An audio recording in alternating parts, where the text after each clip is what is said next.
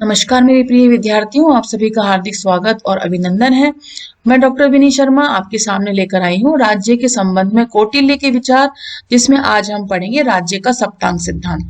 विद्यार्थियों, कौटिल्य ने भी प्राचीन भारतीय राजनीतिक विचारकों की भांति ही राज्य के सप्तांग सिद्धांत यानी 7 सिद्धांतों के बारे में चर्चा करी है। जैसे कि मनु, भीष्म, शुक्राचार्य ने राज्य की कल्पना एक ऐसे जीवित शरीर के रूप में की थी जिसके 7 अंग होते हैं। तो उसी प्रकार से विद्यार्थियों, कौटिल्य ने भी राज्य के 7 अंगों का उल्लेख किया है और शरीर के विविध अंग अपना कार्य अलग अलग ढंग से जैसे करते हैं। जैसे कान सुनता है, आंखें देखती हैं, आमाशय भोजन को पचाता है, वैसे ही विद्यार्थियों राज्य केवल उसी दशा में ही अच्छी प्रकार कार्य कर सकता है जबकि उसके 7 अंग स्वस्थ रहेंगे और ठीक से कार्य करेंगे। तब जाकर के ही राज्य एक व्यवस्थित ढंग से एक सुचारू रूप से कार्य कर पाएगा। हम चर्चा करते हैं विद्यार्थियों सबसे पहले अंग की, जिसमें हम बात की है उसमें स्वामी अर्थात राजा।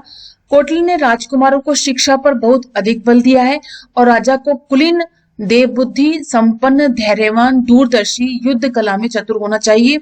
कौटिल्य लिखता है विद्यार्थियों की इंद्रियों को वश में न रखने वाला राजा का शीघ्र ही सर्वनाश हो जाता है। उसने तो राजा की दिनचर्या भी निर्धारित की है और राजा मंत्री परिषद से मंत्रणा करता है, वित्त विभाग का निरीक्षण करता है और सेनापति से भी मंत्रणा करता है। तो राजा की दिनचर्या क्या है कि दिन भर वह राजा जो होगा वो मंत्री परिषद मंत्रणा भी करेगा, वित्त विभाग का निरीक्षण करेगा और सेनापति से भी मंत्रणा करेगा और उसी आधार पर ही वह अपने राज्य के लिए कार्य योजना तैयार करेगा।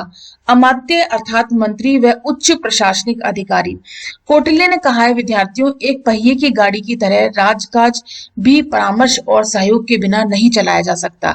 अर्थशास्त्र में एक श्लोक के अनुसार मंत्री परिषद में 12 अमात्य बताए गए हैं, यानी 12 मंत्री बताए गए हैं। मंत्रियों के अलावा अमात्यों यानी सचिवों का एक बड़ा वर्ग होता है विद्यार्थियों, जो प्रशासकीय और न्यायिक दायित्वों का निर्वाह करता है। इन पदों पर नियुक्ति से पहले व्यक्ति की पूरी परीक्षा ली जाती है।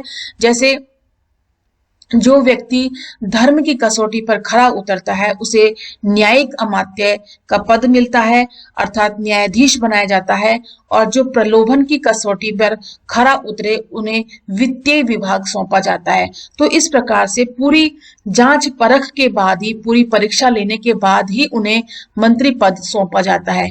लेकिन अब यदि हम वर्तमान राजनीतिक व्यवस्था को देखें तो इस प्रकार की परीक्षाएं उनके लिए या इस प्रकार का प्रशिक्षण उनके लिए नहीं होता है, जो कि वर्तमान समय को देखते हुए होना चाहिए। इसके बाद बात आती है जनपद अर्थात भू क्षेत्र की। जनपद अर्थात भू क्षेत्र और जनसंख्या। राज्य का तीसरा अंग विद्यार्थियों होता है जनपद। वर्तमान राजनीतिक विचारक भू क्षेत्र और जनसंख्या को राज्य के 2 अलग अलग तत्व मानते हैं, किंतु कौटिल्य ने जनपद शब्द का प्रयोग राष्ट्र और जनसंख्या दोनों के संदर्भ में किया है। कौटिल्य लिखता है कि जनपद की भूमि उपजाऊ होनी चाहिए, भू क्षेत्र के मध्य भाग और सीमाओं पर किले बने होने चाहिए और जनपद में प्राकृतिक संसाधनों, पशुओं, नदियों, तालाबों और वनों की भी प्रचुरता होनी चाहिए। वही जनपद उसने श्रेष्ठ माना है और उपजाऊ भूमि को ही उन्होंने सर्वश्रेष्ठ माना है। इस प्रकार से उन्होंने बात करी है नेक्स्ट दुर्ग की। दुर्ग राजा को चाहिए कि साम्राज्य की सुरक्षा के लिए चारों और दुर्गों का निर्माण करे। कौटिल्य ने 4 प्रकार के दुर्गों का उल्लेख किया है, जिसमें सबसे पहला आता है औदिक दुर्ग। औदिक दुर्ग जो चारों ओर पानी से घिरा हुआ हो और बीच में दुर्ग हो।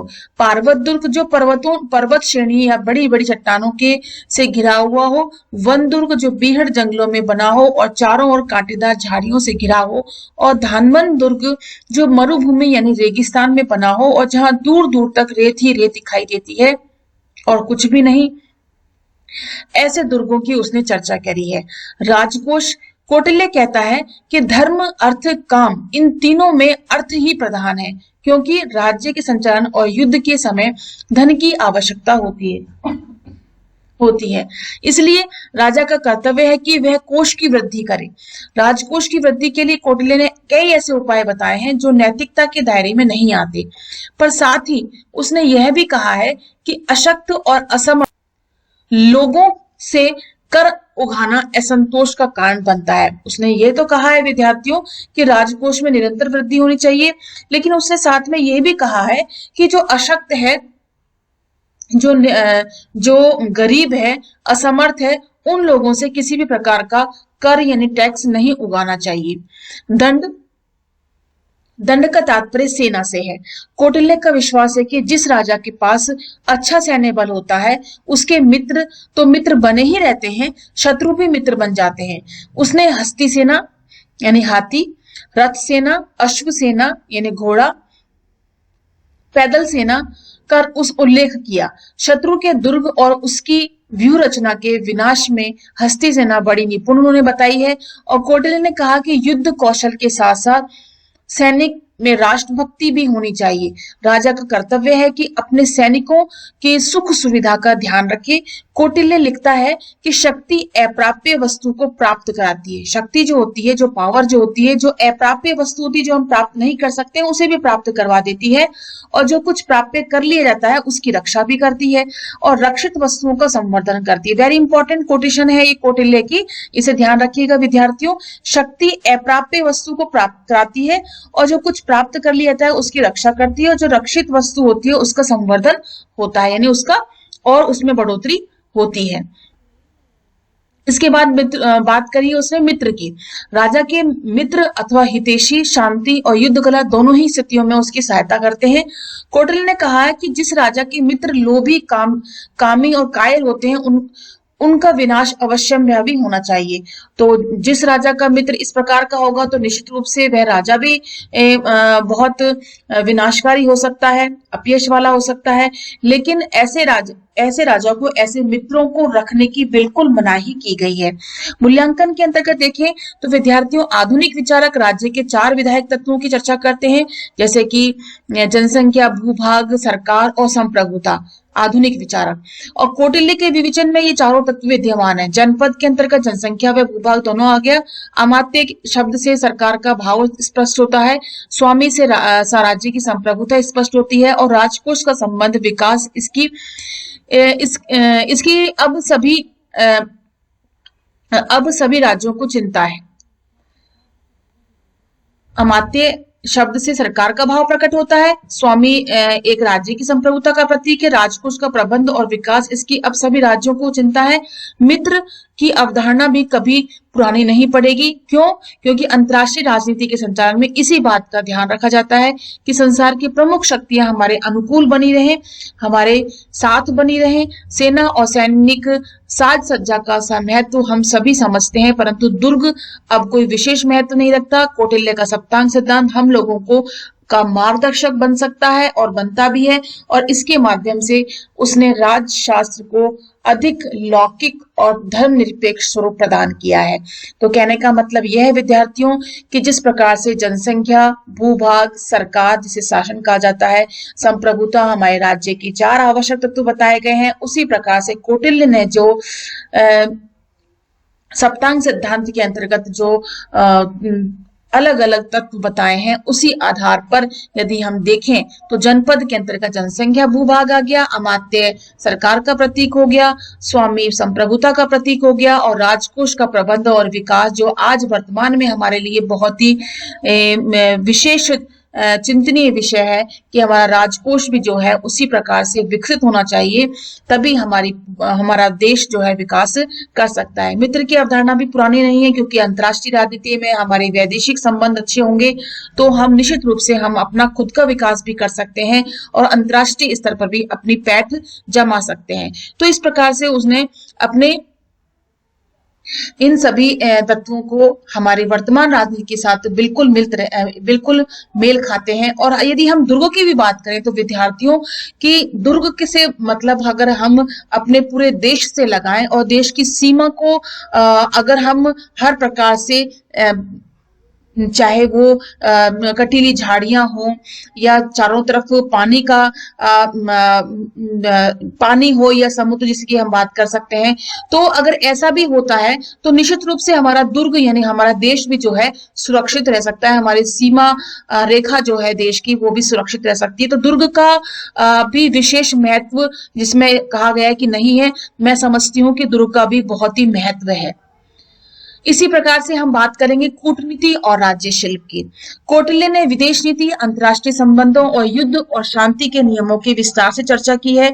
कूटनीति और राज्य शिल्प की दृष्टि से हम संक्षेप में 5 बातों का उल्लेख करेंगे विद्यार्थियों, जिसमें सबसे पहले हम बात करेंगे मंडल सिद्धांत की। 6 लक्षणों वाली नीति की बात करेंगे, कूटनीतिक आचरण के 4 सिद्धांतों की बात करेंगे, एक यशस्वी राजा के आवश्यक गुण क्या होने चाहिए और गुप्तचर व्यवस्था किस प्रकार की होनी चाहिए।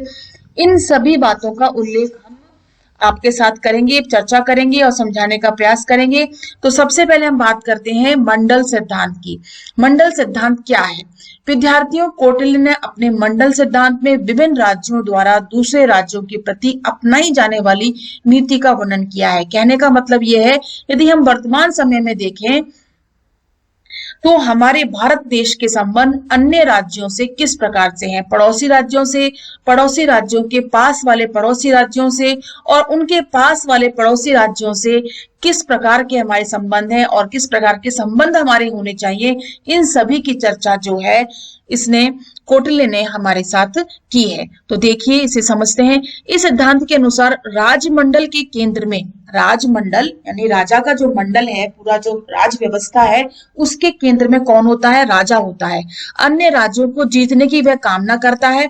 ऐसे राजा को उसने क्या कहा है? विजिगीषु कहा है। उस राजा को उसने विजिगीषु राजा कहा है, अर्थात विजय की इच्छा चाहने वाला राज्य कहा है। कि जो राजा विजय की इच्छा चाहता है, अगर हम वर्तमान परिस्थितियों में यदि हम देखें तो हम इस चीज को देख सकते हैं कि अंतर्राष्ट्रीय राजनीति में अपने आप को सर्वोच्च बनाना या वर्चस्वशाली बनाने वाला जो राजा है या शासक है या सत्ता है, उसे हम विजिगीषु कह सकते हैं। इसके आगे पीछे अगल बगल के राजाओं को मिलाकर के राजमंडल कहलाता है। मतलब आगे पीछे के जो देश हैं, अगल बगल के जो देश हैं, ऊपर नीचे के जो देश हैं, इन सभी को मिलाकर के राजमंडल कहलाएगा। कौटिल्य ने कहा कि विजय यात्रा के दौरान आगे सबसे पहले जो राज्य होता है उसे शत्रु कहते हैं, अरी कहते हैं, है ना। अरी को कहते हैं हिंदी में शत्रु।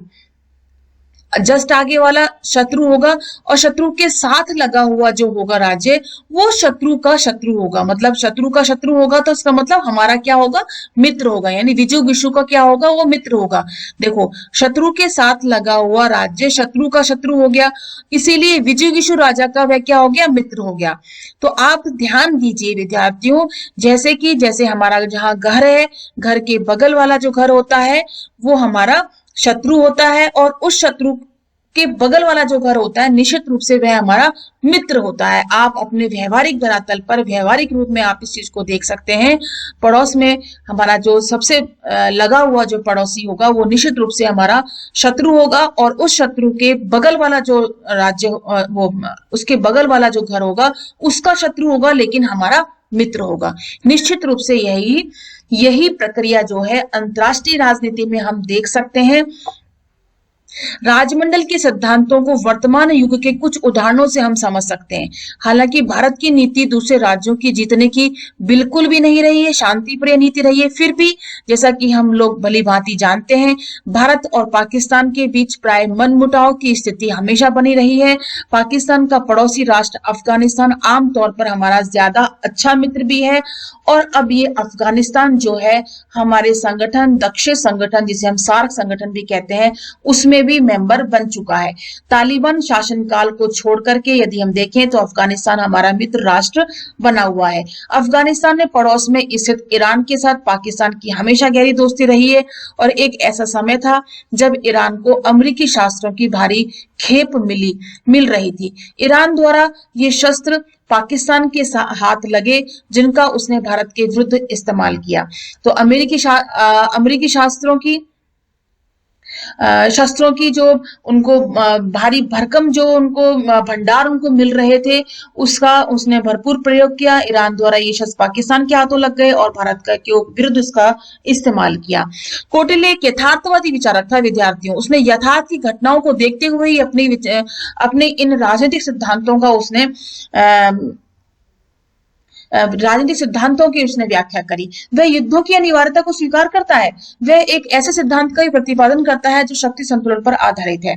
इसके बाद हम विद्यार्थियों बात करेंगे 6 लक्षणों वाली नीति। जो कौटिल्य ने 6 लक्षणों वाली नीति बताई है, उसमें बताया संधि, विग्रह, यान, आसन, संशय, द्वैधी भाव। संधि, संधि का मतलब क्या होता है? दो राजाओं के बीच हुए समझौते को संधि कहते हैं। बराबर अथवा अधिक शक्तिशाली राजा के साथ संधि की जानी चाहिए। कौटिल्य ने यह भी कहा है विद्यार्थियों की शत्रु से भी उस समय संधि कर लेनी चाहिए जब उस पर विजय प्राप्त नहीं की जा सकती। इसे आत्म रक्षण संधि भी कहते हैं। इसके बाद स्वयं को सबल और शत्रु को निर्बल बनाने का प्रयास भी किया जाना चाहिए। तो संधि को इस प्रकार से उसने इंपॉर्टेंट बताया है कि यदि हमें ऐसा लगे कि अगर हम उस राज्य पर, पड़ोसी यानी शत्रु राज्य पर हम विजय प्राप्त नहीं कर सकते हैं, तो निश्चित रूप से हमें उस पर संधि, उसके साथ संधि कर लेनी चाहिए। और हमेशा हमें बराबर वालों के साथ और शक्तिशाली राजा के साथ भी संधि के साथ रहना चाहिए, संधि कर लेनी चाहिए। चाहे वह आर्थिक संधि हो, राजनीतिक संधि हो, सैन्य संधि हो, किसी भी प्रकार की संधि हो, हमें संधि करनी चाहिए। विग्रह, विग्रह यानी वॉर।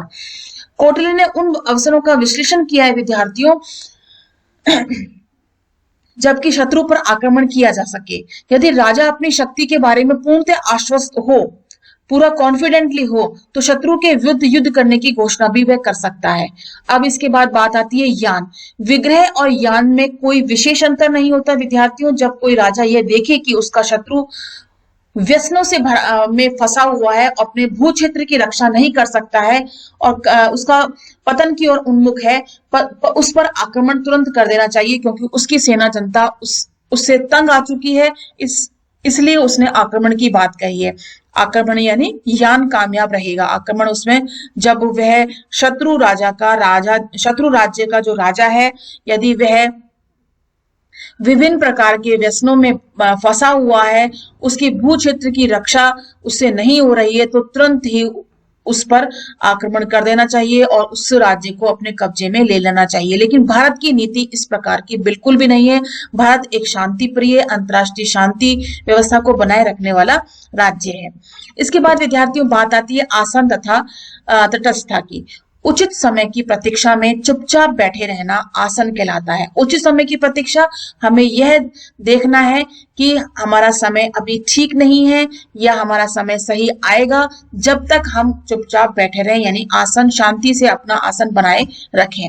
राजा तटस्थता की नीति को अपनाता है। तो जब वह शत्रु को नष्ट कर सकने की स्थिति में न हो, तो शत्रु ही इतना प्रबल हो कि उसका नाश कर सके, परंतु चुपचाप बैठे रहने का यह अर्थ नहीं कि राजा अपनी शक्ति को नहीं बढ़ाए, अपनी शक्ति को भी वह बढ़ा सकता है। देखो विद्यार्थियों, इसको हम देख सकते हैं शीत युद्ध के समय, जब संयुक्त राज्य अमेरिका और सोवियत संघ के समय विकासशील राष्ट्रों ने मिलकर के एक नया आंदोलन शुरू किया, गुट निरपेक्ष आंदोलन जिसे कहा गया, गुट निरपेक्ष आंदोलन शुरू किया।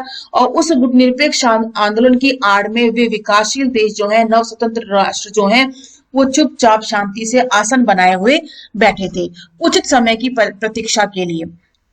अब इसके बाद बात आती है संशय की। यदि राजा शत्रु को हानि पहुंचाने की क्षमता नहीं रखता, तो उसे किसी शक्तिशाली राजा की शरण ले लेनी चाहिए। और यह ध्यान रहे कि ऐसे किसी राजा की शरण में जाए जो शत्रु से अधिक शक्तिशाली हो। यदि कोई इतना शक्तिशाली राजा न मिले, तो उसे शत्रु की शरण ले लेनी चाहिए। कहने का मतलब यह है कि संशय यानी आश्रय ले लेना, या तो शक्तिशाली राजा का आश्रय ले लेना या उस राजा का आश्रय ले लेना जो हमसे अधिक बलशाली है और जो हमारे ऊपर कभी भी आक्रमण कर सकता है। तो निश्चित रूप से हमें उस पर उसकी शरण ले लेनी चाहिए। द्वैधी भाव। द्वैधी भाव का अर्थ होता है विद्यार्थियों, एक राजा से संधि करके दूसरे के विरुद्ध लड़ाई लड़ना। काल, परिस्थिति और विरोधी राजाओं के बारे में सब कुछ जान लेने के बाद जो नीति उपयुक्त हो वही अपनानी चाहिए, यानी कि द्वैधी भाव।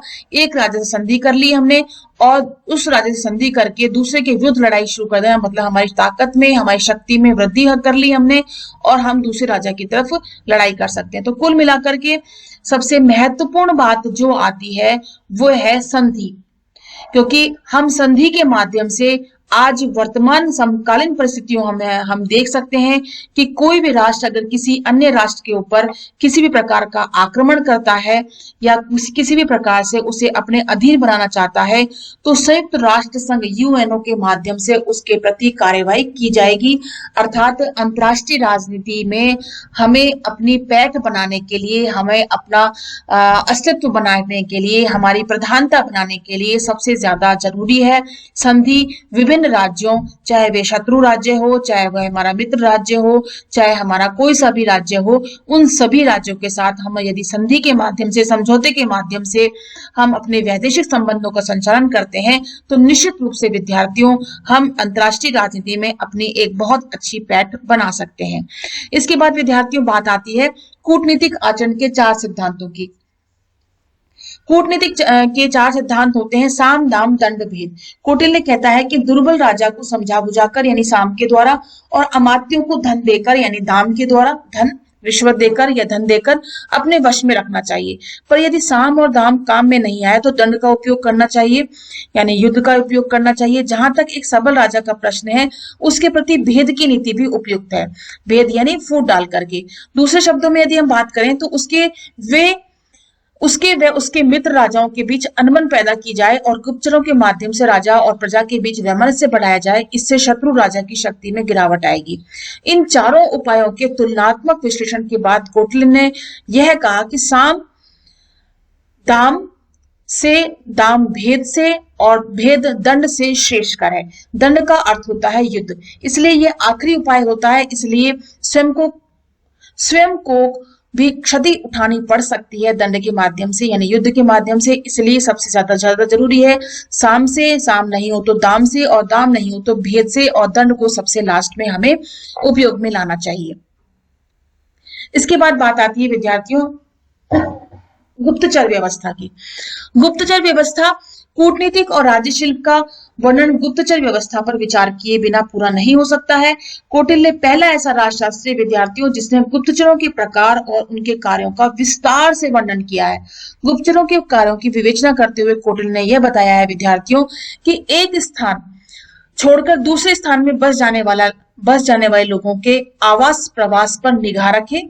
यानी जो व्यक्ति या जो लोग एक स्थान से दूसरे स्थान पर जाकर बस जाते हैं, उन पर विशेष रूप से निगाह रखनी चाहिए। वे यह भी जाने कि लोगों ने चुंगी या सीमा कर का भुगतान किया भी है या नहीं किया। यदि कोई उच्चाधिकारी बेईमानी और विद्रोही स्वभाव का हो तो गुप्तचर तुरंत उसकी सूचना राजा को दे यानी शासन को दे, और वे शत्रु राजा के भेजे हुए गुप्तचरों का पता लगाए। शत्रु राज्य में जाकर वहां उसी राजा की नौकरी करते हुए शत्रु राज्य के सभी समाचार अपने राजा के पास भेजता रहे। गुप्तचर राजा के कहने पर राज्य शत्रुओं का विष देकर भी मार डालने का भी संकोच नहीं करना चाहिए। कौटिल्य ने कई तरह के गुप्तचरों का उल्लेख भी किया है, जैसे विद्यार्थी गुप्तचर हो सकता है, गृहपति गुप्तचर हो सकता है, तपस्वी गुप्तचर हो सकता है। इसी प्रकार से गुप्तचर स्त्री गुप्तचर भी हो सकते हैं और विष कन्याएं भी हो सकती हैं। कौटिल्य कहता है कि राजा को चाहिए कि वह धन और मान द्वारा गुप्तचरों को हमेशा संतुष्ट करता रहे। क्यों? क्योंकि धन और मान के द्वारा यदि वह संतुष्ट नहीं करेगा तो किसी अन्य राजा के द्वारा धन देकर के और मान देकर के यदि उसने अन्य राजा ने उसको अपने वश में कर लिया तो निश्चित रूप से वह भटक सकता है। इसलिए स्वयं राजा को क्या करना चाहिए कि धन और मान उसे समय समय पर उपलब्ध कराते रहना चाहिए। विद्यार्थियों अब हम बात करते हैं पाठ के सारांश की, अध्याय के सारांश की। कौटिल्य उन दार्शनिकों में से एक ऐसा दार्शनिक था जिसने राजशास्त्र को धार्मिकता की ओर अधिक झुके होने की प्रवृत्ति से मुक्त किया। उसके अनुसार लक्ष्य ही सर्वोपरि है तथा शक्ति का अर्जन, उसका संवर्धन एक राजनीतिज्ञ के ही लक्ष्य होने चाहिए। कौटिल्य ने राजा को यह निर्देश भी दिया कि उसे पशु पक्षियों से भी बहुत सी बातें सीखनी चाहिए। जैसे सिंह से उसे यह शिक्षा ग्रहण करनी चाहिए कि कार्य छोटा हो या बड़ा, उसे पूरा करने के लिए यह नहीं देखे कि सांझ का समय है या सुबह का समय है, उसे पूरा कर देना चाहिए। बहुत सुबह में जागना, युद्ध के लिए हमेशा तैयार रहना, ये गुण उसे कुक्कुट यानी मुर्गे से ग्रहण करना चाहिए। सदा चौकन्ना रहना, किसी पर सहज ही विश्वास नहीं करना चाहिए। ये बातें उसे कौवे से भी सीखनी चाहिए। जो मनुष्य इन गुणों को धारण कर लेता है विद्यार्थियों, वह हर परिस्थिति में विजयी होता है। यह राजा के लिए ही नहीं विद्यार्थियों, ये हर एक व्यक्ति के लिए, अब वर्तमान समाज में यदि हम देखें तो हर एक व्यक्ति के लिए इस प्रकार के गुण अगर होंगे तो निश्चित रूप में वह हर परिस्थितियों में विजयी बन पाएगा। अब विद्यार्थियों, हम अध्याय के सार संक्षेप को एक दृष्टि में देख लेते हैं। भारत के प्राचीन मनीषी जब राजशास्त्र का पठन शुरू करते थे तो वे छह प्रमुख आचार्यों के समक्ष अपना मस्तक झुकाते थे, जिनका नाम था मनु, वाचस्पति, शुक्र, पाराशर, वेदव्यास और चाणक्य, जिनको हम कौटिल्य के नाम से जानते हैं। कौटिल्य का राजगद्दी पर बैठाने का काम था। कौटिल्य ने चंद्रगुप्त को प्रशिक्षण दिया और चंद्रगुप्त लगभग 321 ईस्वा पूर्व मगध के सिंहासन पर बैठे। कौटिल्य ने रचना की अर्थशास्त्र की, जिसमें 15 अधिकरण है। हर अधिकरण में कई अध्याय हैं और इस ग्रंथ में कुल मिलाकर 6000 श्लोक हैं। राज्य की उत्पत्ति के बारे में उन्होंने बताया कि अन्याय से पीड़ित प्रजा ने मनु को अपना राजा बनाया और राजा प्रजा से कर ग्रहण करके उसके कल्याण को बढ़ावा देता है।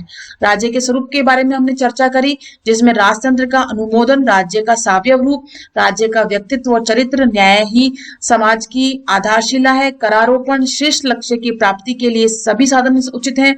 इसलिए कौटिल्य को मैकियावेली की तुलना की गई। राज्य के कार्यों के बारे में हमने पढ़ा, संरक्षण अर्थात सुरक्षा प्रदान करना, सभी को स्वधर्म के परिपालन के योग्य बनाना, आर्थिक संपन्नता लाना, सामाजिक दायित्व, प्राकृतिक आपदा की स्थिति में प्रजा की को राहत पहुंचाना और जन कल्याणकारी कार्य, ये सभी कार्य हमने आपके साथ चर्चा की।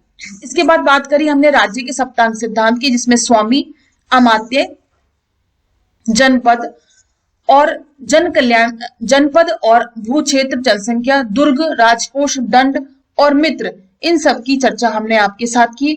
इसके बाद हमने कूटनीति और राजशिल्प, मंडल सिद्धांत, 6 लक्षणों वाली नीति यानी संधि, विग्रह, यान, आसन, संशय, द्वैतीभाव, कूटनीति, आचरण के सिद्धांत, साम दाम दंड भेद, गुप्तचर व्यवस्था। कौटिल्य ने कई तरह के गुप्तचरों का उल्लेख किया, जिसमें विद्यार्थी गुप्तचर, गृहपति,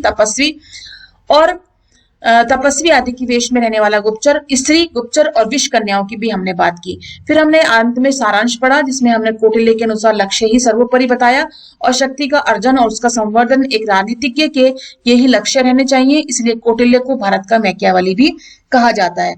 विद्यार्थियों, अब हम बात करते हैं अभ्यास प्रश्नों की। अभ्यास प्रश्नों में आपसे पूछे जा सकते हैं राज्य की उत्पत्ति और राज्य के स्वरूप के बारे में विचार, कौटिल्य के राज्य संबंधी विचार, कर्तव्य और कार्य पूछे जा सकते हैं, कौटिल्य का सप्तांग सिद्धांत आपके साथ पूछा जा सकता है और कौटिल्य की कूटनीति और राज्यशिल्प के विषय में लघु निबंध भी आपसे पूछे जा सकते हैं। तो कौटिल्य का सप्तांग सिद्धांत और कूटनीति और राज्यशिल्प वेरी इंपॉर्टेंट है, इनको आप ध्यान रखिएगा, ये आपकी परीक्षा में आ भी सकते हैं। तो विद्यार्थियों, मैं आपसे उम्मीद करती हूँ कि यह अध्याय आपको बहुत ही अच्छा भी लगा होगा और आपको समझ भी आया होगा। नेक्स्ट वीडियो में हम नेक्स्ट अध्याय लेकर के आएंगे, जिसमें हम चर्चा करेंगे सामाजिक न्याय के संबंध में बाबा साहब अम्बेडकर के विचारों की। और तब तक हम आपसे विदा लेते हैं। धन्यवाद एंड नमस्कार।